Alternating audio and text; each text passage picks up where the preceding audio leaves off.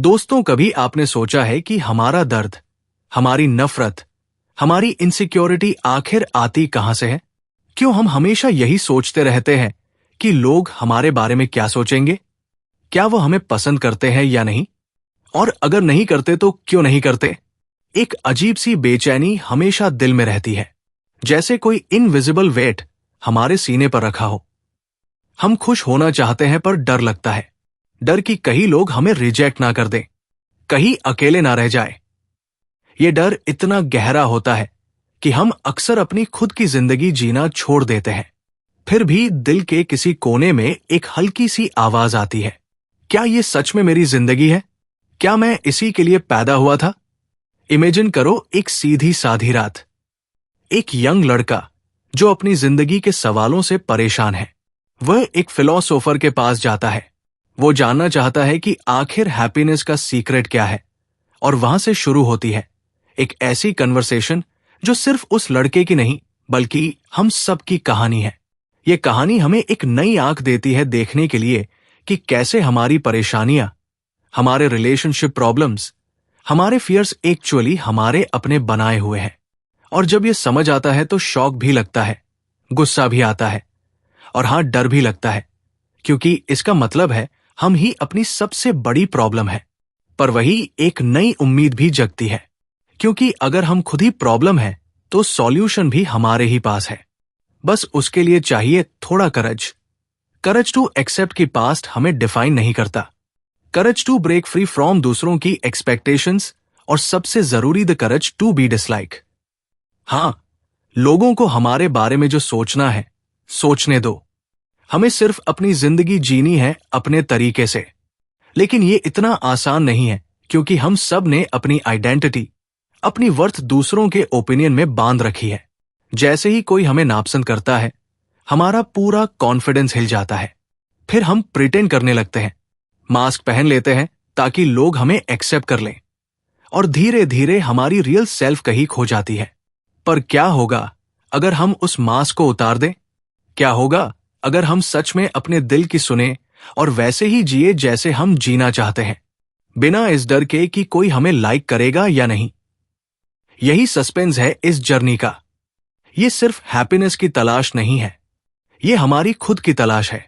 एक ऐसी तलाश जिसमें हम सीखेंगे कि कैसे अपनी लाइफ की स्टीयरिंग अपने हाथ में लेना है, कैसे पास्ट के जख्मों से आजाद होना है, कैसे दूसरों की अप्रूवल के बिना भी खुश रहना है, और सबसे जरूरी कैसे खुद से प्यार करना है। तो चलिए इस सफर पर निकलते हैं। Chapter 1, deny trauma. रात गहरी हो चली थी। आसमान में तारे चुपचाप टिमटिमा रहे थे, मानो सारी दुनिया सो चुकी हो। पर एक यंग लड़का बेचैन था। उसकी आंखों में हजार सवाल तैर रहे थे। वो सीधा उस बूढ़े फिलोसोफर के घर पहुंच गया। दरवाजा खुलते ही उसने बिना कोई फॉर्मल हेलो बोले सीधा सवाल दाग दिया, क्या इंसान वाकई बदल सकता है, या फिर हम हमेशा अपने पास्ट के गुलाम ही रहते हैं? फिलोसोफर मुस्कुराया। उसके चेहरे पर एक रहस्यमयी शांति थी। उसने कहा, आओ बैठो, मैं तुम्हें एक सीक्रेट बताने वाला हूं। एक ऐसा सीक्रेट जो तुम्हारी पूरी दुनिया बदल सकता है, लेकिन इसके लिए तुम्हें अपनी पुरानी सोच तोड़नी पड़ेगी। लड़का थोड़ा झुंझला गया। सीक्रेट मुझे साफ साफ बताओ। क्या मेरे बचपन में जो भी दर्द हुआ, जो भी मेरे साथ गलत हुआ, क्या वही मेरी जिंदगी की डायरेक्शन तय करता है? क्या वही वजह है कि आज मैं खुश नहीं हूं? फिलोसोफर ने गहरी सांस ली। नहीं, तुम्हारा ट्रॉमा, तुम्हारा पास्ट, वो तुम्हें डिफाइन नहीं करता। जो हुआ वो बीत चुका, पर तुम आज भी उसी के जाल में फंसे हो। तुम्हें लगता है कि तुम्हारी नाराजगी, तुम्हारी कमजोरी, तुम्हारा दुख सब पास्ट की देन है, लेकिन सच ये है, तुम खुद अपनी कहानी लिख रहे हो। अभी इसी वक्त लड़का चौंक गया। तुम कह रहे हो कि मेरा पास्ट इरेलेवेंट है। मेरी चाइल्डहुड की सारी परेशानियां जो मेरे अंदर गहराई तक बसी है, वो कुछ भी मायने नहीं रखती।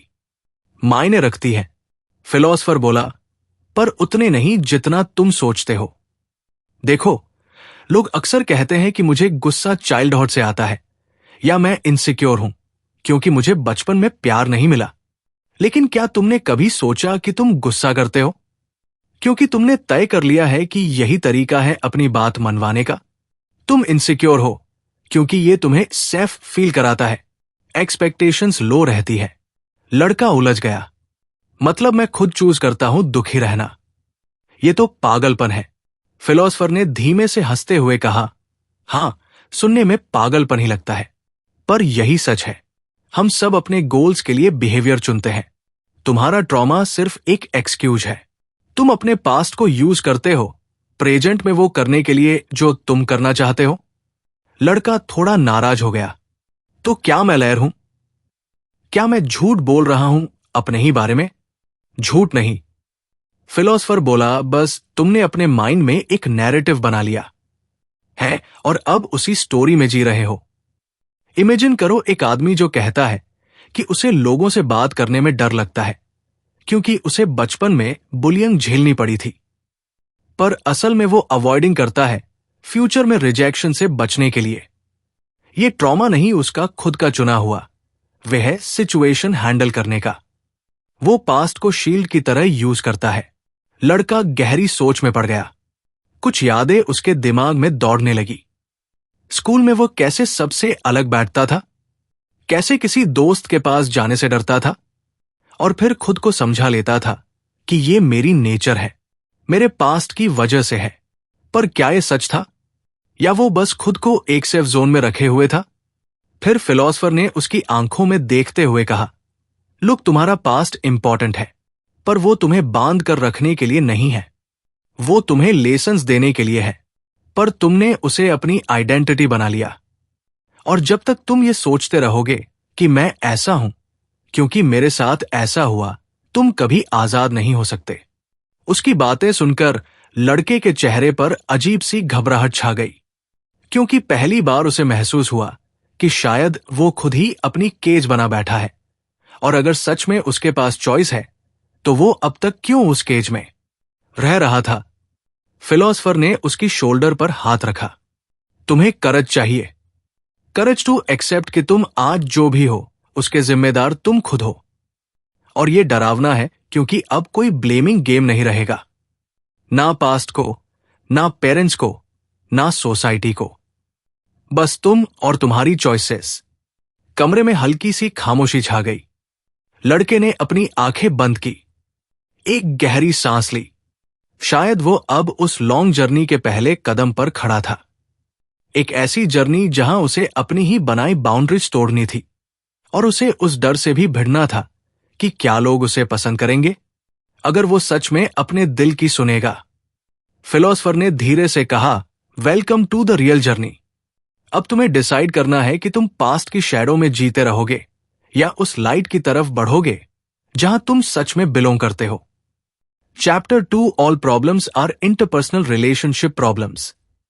कमरे में अब भी वही पुरानी वुडन टेबल, वही 2 चेयर्स और वही डम लाइट जल रही थी, पर इस बार लड़के की आंखों में थोड़ी ज्यादा क्यूरियोसिटी और थोड़ी ज्यादा बेचैनी थी। उसने झट से सवाल दाग दिया, अगर मेरा पास्ट मुझे डिफाइन नहीं करता तो फिर आखिर मेरी प्रॉब्लम्स आती कहां से हैं? क्यों मैं खुश नहीं रह पाता? फिलोसफर ने आराम से अपनी चाय की प्याली उठाई। तुम्हारे सारे प्रॉब्लम्स की जड़ सिर्फ एक ही है, इंटरपर्सनल रिलेशनशिप्स।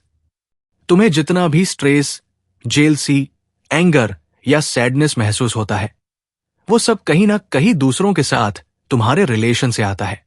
तुम्हारे सारे प्रॉब्लम्स की अल्टीमेट रूट वही है। लड़का चौंक गया। मतलब मेरी सारी परेशानियां, चाहे वो जॉब की हो, फैमिली की हो या सेल्फ कॉन्फिडेंस की, वो सब लोगों की वजह से है।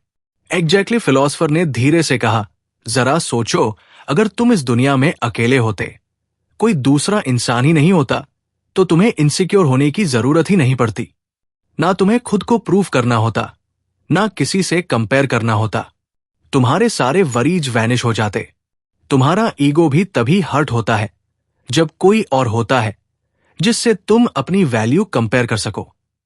लड़का थोड़ी देर तक चुप रहा, फिर बोला, तो बेसिकली मैं दूसरों की नजरों में अच्छा दिखना चाहता हूं, इसलिए डरता हूं, इसलिए दुखी रहता हूं। फिलोसफर ने गहरी नजर से उसकी तरफ देखा। हां, तुम अपने हर इमोशन, हर बिहेवियर को इसी डिजायर से ड्राइव करते हो कि लोग तुम्हें एक्सेप्ट करें। तुम्हारी अप्रूवल की भूख इतनी गहरी है कि तुम कई बार खुद को भी भूल जाते हो। यही रीजन है कि तुम्हें अपनी लाइफ में जितनी भी प्रॉब्लम्स दिख रही हैं, वो असल में रिलेशनशिप प्रॉब्लम्स हैं। लड़का थोड़ा डिफेंसिव हो गया। तो क्या मैं गलत हूं अगर मैं चाहता हूं कि लोग मुझे पसंद करें? क्या इसमें कुछ बुरा है? गलत या बुरा कुछ नहीं। फिलोसोफर बोला, पर प्रॉब्लम तब आती है जब तुम्हारी पूरी हैप्पीनेस दूसरों की ओपिनियंस पर डिपेंड करने लगती है। सोचो, अगर तुम्हें किसी ने इग्नोर कर दिया या तुम्हें प्रेज नहीं किया तो तुम्हारा मूड ऑफ क्यों हो जाता है? क्योंकि तुमने अपनी सेल्फ वर्थ उनके हाथ में दे दी है। अब लड़के का चेहरा थोड़ा सीरियस हो गया। उसे अपने कई पुराने मोमेंट्स याद आने लगे। जब किसी ने उसे नोटिस नहीं किया तो वो दुखी हो गया, या जब किसी ने उसकी तारीफ की तो वो खुशी से फूला नहीं समाया। सच में उसकी फीलिंग्स लोगों की ओपिनियंस के हिसाब से रोलर कोस्टर बन गई थी। फिलोसफर ने एक गहरी सांस ली और बोला, अब सोचो, जेलसी कहां से आती है? तुम किसी को देखकर जलते हो क्योंकि तुम कंपेयर करते हो। अगर कोई फ्रेंड तुमसे ज्यादा सक्सेसफुल हो गया तो तुम्हारे मन में अनईजीनेस आ जाती है। तुम्हें लगता है तुम कहीं पीछे रह गए। और ये कंपैरिजन सिर्फ तब पॉसिबल है जब सामने कोई और हो। अगर कोई होता ही नहीं तो जेल सी भी नहीं होती। लड़का धीरे धीरे उस डेप्थ को समझ रहा था। उसने धीरे से कहा, मतलब मैं अपनी सारी खुशियां और दुख दूसरों के हाथ में पकड़ा बैठा हूं, और इसी वजह से मैं हमेशा अनईजी फील करता हूं। बिल्कुल, यही है तुम्हारी असली प्रॉब्लम। फिलोसफर बोला, तुम अपनी लाइफ की स्टीयरिंग दूसरों को दे चुके हो, और जब कोई तुम्हारे एक्सपेक्टेशंस पर खरा नहीं उतरता तो तुम्हारा दिल टूट जाता है। तुम्हें लगता है तुम्हारा कोई वैल्यू नहीं, जबकि सच ये है तुम्हारी वैल्यू सिर्फ तुम्हारे होने से है, किसी के अप्रूवल या रिजेक्शन से नहीं। अब लड़के की आंखों में हल्की नमी आ गई, क्योंकि उसे एहसास हुआ कि वो सालों से एक इनविजिबल रेस में भाग रहा था, जहां वो खुद को दूसरों से बेहतर दिखाने की कोशिश करता था, और जब वो फेल होता तो अपने आप से नफरत करने लगता। फिलोसफर ने उसकी तरफ झुकते हुए कहा, इमेजिन करो, अगर तुम बिना इस डर के जी पाओ कि लोग तुम्हारे बारे में क्या सोचेंगे, तो तुम्हारी लाइफ कितनी लाइट और हैप्पी हो जाएगी। तुम्हें किसी कंपटीशन की जरूरत ही नहीं पड़ेगी। तुम दूसरों को जज करना भी छोड़ दोगे और खुद को भी। बस अपनी लाइफ को एंजॉय करोगे, जैसे कोई डांस जिसमें कोई रूल्स नहीं। लड़का थोड़ी देर तक साइलेंट रहा, फिर धीरे से मुस्कुराया। यह सुनने में बहुत अच्छा लगता है, लेकिन प्रैक्टिकली इतना आसान नहीं। मैं कैसे इग्नोर करूं कि लोग क्या सोचते हैं? मैं कैसे स्टॉप करूं खुद को कंपेयर करने से? फिलोसोफर ने उसकी आंखों में देखते हुए कहा, प्रैक्टिस लिटिल बाय लिटिल। हर बार जब तुम्हारा माइंड कंपैरिजन या अप्रूवल मांगे तो खुद से पूछो, क्या मैं ये इसलिए कर रहा हूं ताकि लोग मुझे पसंद करें, या इसलिए क्योंकि मैं इसे सच में करना चाहता हूं? और धीरे धीरे तुम फील करोगे कि तुम्हारा माइंड खुद ही शिफ्ट होने लगेगा। तुम्हें दूसरों की एक्सपेक्टेशंस की चैन से आजादी मिलने लगेगी, और यही असली फ्रीडम है। लड़के ने लंबी सांस ली। अब उसके चेहरे पर हल्की सी रिलीफ दिखने लगी। शायद पहली बार उसे ग्लिम्स मिला था उस फ्रीडम का जिसके लिए उसका दिल बरसों से तरस रहा था, और अब वो तैयार था एक नई जर्नी के लिए जहां उसे खुद से मिलना था। बिना किसी मास्क के, बिना किसी फियर के chapter 3 discard other people's task. रात अब और भी गहरी हो गई थी। खिड़की के बाहर हल्की हवा के झोंके पेड़ की शाखाओं को हिला रहे थे।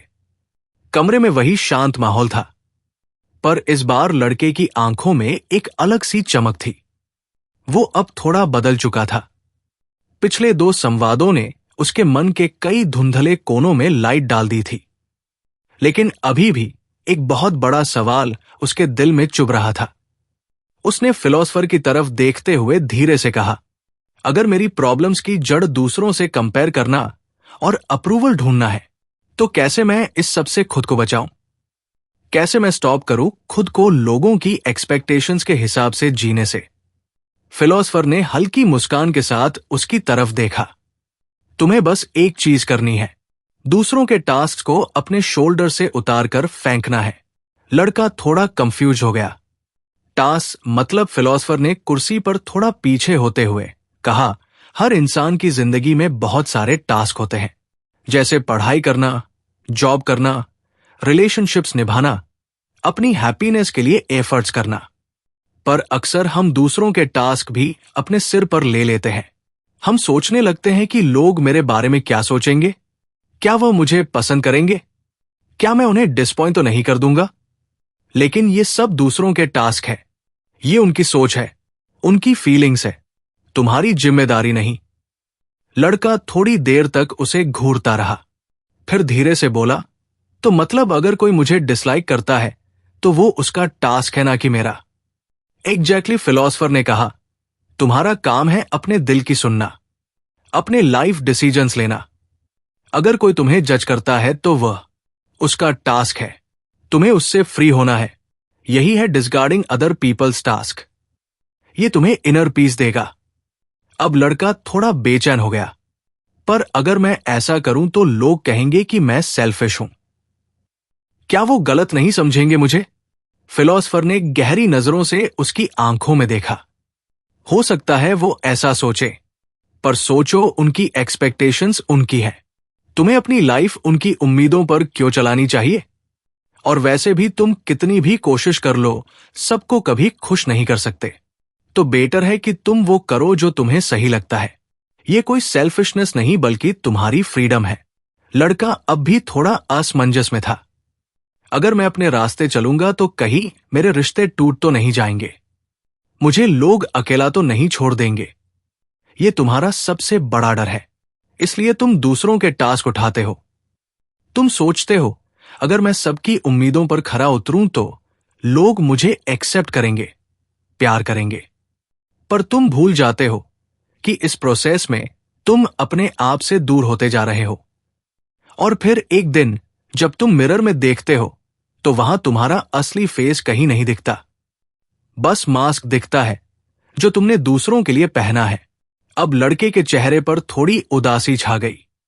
उसे याद आने लगे वो सारे मोमेंट्स जब उसने अपनी फीलिंग्स दबा दी थी, सिर्फ इसीलिए कि कोई हर्ट ना हो जाए या कोई उसे गलत ना समझे। कितनी बार उसने खुद को छोटी चीजों के लिए ब्लेम किया था, सिर्फ इसलिए कि कोई नाराज ना हो जाए। फिलोसोफर ने उसकी शोल्डर पर हाथ रखते हुए कहा, इमेजिन करो अगर तुम पूरी तरह दूसरों की एक्सपेक्टेशन से फ्री हो जाओ। अगर तुम्हें फर्क ही ना पड़े कि लोग तुम्हें पसंद करते हैं या नहीं। सोचो तुम कितने लाइट फील करोगे। तुम अपनी हैप्पीनेस के लिए जी पाओगे। तुम रिस्क लोगे, नए काम करोगे, शायद फेल भी होगे, लेकिन वो तुम्हारी अपनी जर्नी होगी। तुम्हें किसी को ब्लेम करने की जरूरत नहीं पड़ेगी। और यही है अल्टीमेट मैच्योरिटी। अब लड़के की आंखों में हल्की चमक आ गई। मतलब मैं दूसरों की आंखों में परफेक्ट दिखने के लिए अपने ड्रीम सैक्रिफाइस कर रहा हूं। और अगर मैं ये स्टॉप कर दूं तो शायद पहली बार सच में खुद के लिए जी पाऊंगा। फिलोसोफर ने मुस्कुराते हुए कहा, और यही असली करज है। करज 2 से तुम मुझे पसंद करो या ना करो, मैं अपने दिल की सुनकर जीऊंगा। ये सुनने में सिंपल है पर करने में बहुत मुश्किल, क्योंकि तुम्हारे अंदर अभी भी डर है रिजेक्शन का, अकेले रह जाने का। लेकिन याद रखो, जो लोग तुम्हें सिर्फ तब पसंद करते हैं जब तुम उनकी एक्सपेक्टेशंस पर चलते हो, वो तुम्हारे नहीं हैं। तुम्हें ऐसे लोगों की जरूरत ही नहीं। तुम्हारे आसपास वही लोग रहेंगे जो तुम्हें वैसे ही एक्सेप्ट करेंगे जैसे तुम हो। और ट्रस्ट में यही सच्चा रिश्ता है। अब कमरे में एक लंबी खामोशी छा गई। लड़का गहराई से सोचने लगा। उसे पहली बार समझ आया कि वो कितने सालों से खुद को दूसरों की एक्सपेक्टेशंस में जकड़ कर रखे हुए था, और शायद इसी वजह से वो कभी पूरी तरह खुश नहीं रहा। उसने धीरे से आंखें बंद की, मानो वो अपने अंदर झांक रहा हो। फिर उसने आंखें खोली और एक लंबी सांस ली। अब उसके चेहरे पर हल्की सी शांति थी। शायद उसने डिसाइड कर लिया था कि अब वो खुद के लिए जिएगा, चाहे लोग कुछ भी सोचे। Chapter 4 where the centre of the world is. वो रात अब तक की सबसे गहरी लग रही थी। कमरे की खामोशी में बस घड़ी की टिक टिक गूंज रही थी। लड़का पिछले 3 संवादों के बाद जैसे किसी अलग ही दुनिया में पहुंच गया था। उसकी आंखों में अब भी सवाल थे, पर इस बार डर की जगह क्यूरियोसिटी ज्यादा थी। उसने फिलॉसफर की तरफ देखा और कहा, अब मुझे ये तो समझ में आने लगा है कि मेरी परेशानियां दूसरों की एक्सपेक्टेशंस, उनके टास्क और अप्रूवल पर डिपेंड करने से हैं। लेकिन एक बात अब भी मुझे अंदर तक डिस्टर्ब करती है। मैं अपने बारे में इतना सोचता क्यों हूं? मेरी हर खुशी, हर दुख, सब मेरे ही इर्द गिर्द क्यों घूमता है? क्या मैं बहुत सेल्फ सेंटर हूं? फिलॉसफर ने गहरी नजरों से उसकी तरफ देखा। तुम्हारा सवाल बहुत ऑनेस्ट है और यहीं से असली बदलाव शुरू होता है। देखो, हम सब अपने माइंड में खुद को दुनिया का सेंटर मानते हैं। हर इमोशन, हर थॉट सबसे पहले खुद से जुड़ता है। जैसे क्या वह मुझे पसंद करते हैं या क्या मैंने अच्छा किया। हमारी पूरी लाइफ एक तरह की स्टेज है और हमें लगता है हम उस स्टेज के हीरो हैं। बाकी सब लोग बस साइड कैरेक्टर्स हैं और यहीं से प्रॉब्लम शुरू होती है। लड़का थोड़ा असहज हो गया। मतलब मैं सेल्फिश हूं? फिलॉसफर ने हंसते हुए कहा, सेल्फिशनेस एक नेचुरल इंस्टिंक्ट है, लेकिन जब तुम हर चीज में खुद को ही सेंटर मानने लगते हो तो तुम दूसरों की फीलिंग्स और उनकी अलग दुनिया को इग्नोर करने लगते हो। तुम मान लेते हो कि तुम्हारी खुशी या दुख में पूरा यूनिवर्स शामिल है, जबकि असल में हर इंसान अपनी ही कहानी का हीरो है। तुम्हारे लिए जो सबसे बड़ा ड्रामा है वो शायद किसी और की लाइफ में जीरो भी नहीं है। लड़का थोड़ी देर तक सोचता रहा, फिर बोला, तो मतलब मेराइंस मेरी सोच से कहीं कम है। एंच कम नहीं, फिलॉसफर ने धीमे से कहा, पर यह समझना जरूरी है कि तुम पूरी दुनिया के सेंटर नहीं हो। हर इंसान अपने आप में सेंटर है। जब तुम दूसरों की पर्सपेक्टिव से देखना शुरू करते हो तब तुम अपने ईगो से बाहर निकलते हो। तब तुम्हें असली कम्युनिटी फीलिंग मिलती है और यहीं से तुम्हें वो बिलोंगिंगनेस मिलती है जिसकी तुम्हारा दिल बरसों से तलाश कर रहा है। अब लड़के के चेहरे पर हल्की बेचैनी लौट आई। कम्युनिटी फीलिंग, ये कॉन्सेप्ट थोड़ा एब्स्ट्रैक्ट लग रहा है। क्या ये मतलब है कि मैं खुद को भूल जाऊं या फिर सबके लिए जीने लगूं? फिलॉसफर ने मुस्कुराते हुए कहा, नहीं, इसका मतलब है खुद को दूसरों से जोड़ना। समझना कि तुम अकेले नहीं हो। तुम्हारे एक्शन सिर्फ तुम्हें ही नहीं बल्कि पूरी कम्युनिटी को अफेक्ट करते हैं। तुम दूसरों को जज करना छोड़ दो। खुद को दूसरों से ऊपर या नीचे मानना छोड़ दो। बस ये महसूस करो कि हम सब एक ही इकोसिस्टम का हिस्सा है। जैसे गार्डन में अलग अलग फ्लावर्स होते हैं, वैसे ही इस दुनिया में हम सब हैं। सबका अपना कलर है, अपना फ्रेग्रेंस है। किसी को किसी से कंपीट नहीं करना। लड़का थोड़ी देर तक साइलेंट रहा। फिर उसने धीरे से कहा, मतलब मैं जितना खुद पर फोकस करता हूं उतना ही खुद को आइसोलेटेड फील करता हूं। और जब मैं दूसरों के बारे में सोचता हूं, उनके इमोशंस को फील करता हूं, तभी मुझे कनेक्शन मिलता है। एग्जैक्टली, फिलॉसफर बोला, जब तुम अपनी खुद की लिमिटेशंस और इम्परफेक्शंस एक्सेप्ट कर लेते हो तब तुम दूसरों को भी वैसे ही एक्सेप्ट कर पाते हो। तुम्हें किसी को जज करने की जरूरत नहीं पड़ती। तुम उनसे ना जेलसी फील करते हो, ना ईगो क्लैश होता है। बस एक नॉर्मल ह्यूमन कनेक्शन होता है जहां तुम नेचुरली बिलोंग करते हो। अब लड़के की आंखों में एक हल्की सी नमी आ गई, क्योंकि पहली बार उसे लगा कि शायद वो अब तक गलत जगह अपने बिलोंगिंगनेस ढूंढ रहा था।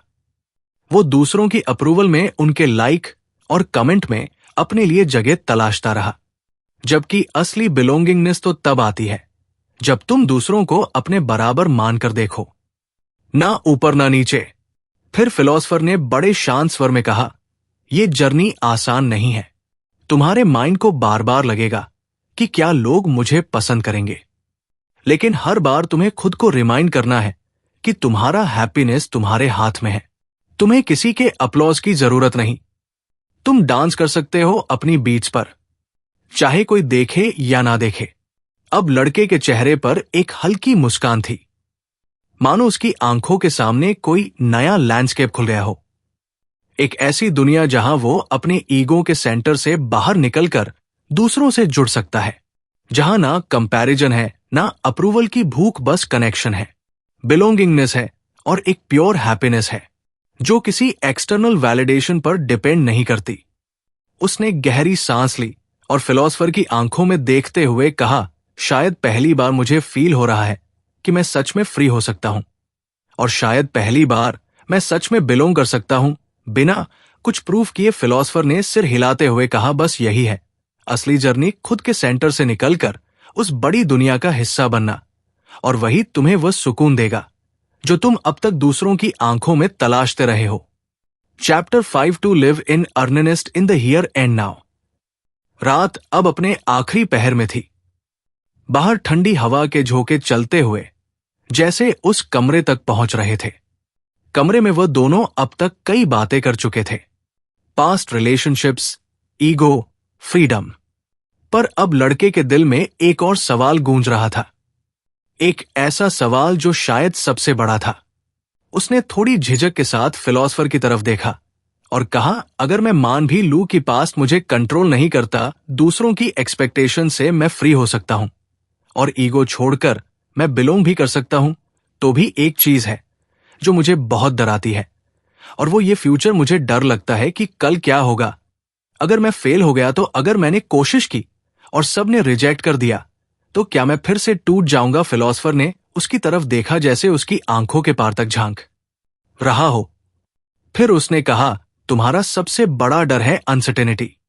तुम सोचते हो कि अगर तुम अपने कंफर्ट जोन से बाहर निकले तो कहीं गिर ना पड़ो, और इसलिए तुम फ्यूचर की टेंशन में प्रेजेंट को भी जीना भूल जाते हो।